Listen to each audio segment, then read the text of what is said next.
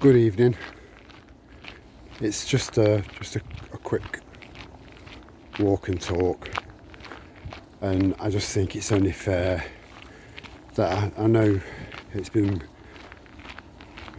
across the alternative media and some mainstream about Peter Lynch. Yeah, it's really sad.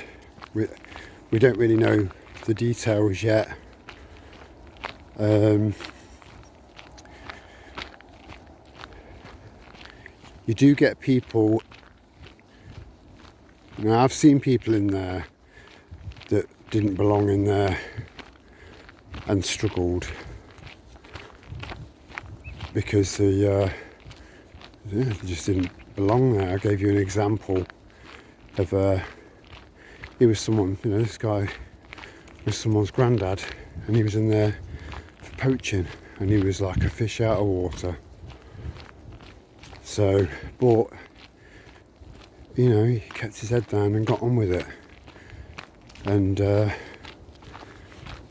but his sentence was much lighter than Peter's, and I think chances are he probably just got mobbed up by a certain group of people in there that would have just automatically assumed that because institutions like the mainstream media have been labelling people like him, people like us, as far right. I've given good, honest, genuine, truthful information on that Nextdoor app, and I've been called far right, I've been called a racist, when there wasn't a single racist word that came out of my mouth. Just cool hard facts. So he would have gone in there, and you've got access to news in there, all mainstream, and he would have been deemed as far right by, it's like a pack of wolves. But with them, we don't know that. We just don't know that. But I think it's quite possible, quite probable, and I don't think he'll be the last. And it seems like a lot of this stuff is happening on the build-up to next weekend. And I won't be going for personal reasons, and but I know some that are. I know someone that's backed out because he fears that there's going to be something really bad happen down there, and that wouldn't surprise me. It wouldn't surprise me at all. The fact that Tommy got off the plane without any hassle, gone home, no problem. All of this seems a little bit fishy to me. So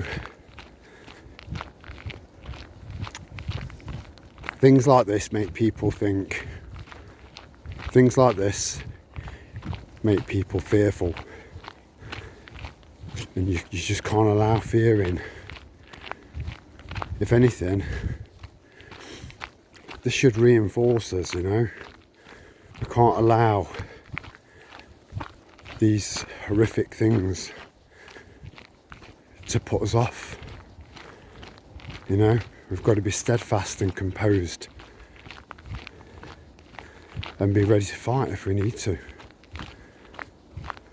I will, you know, and I'm saying all this stuff publicly.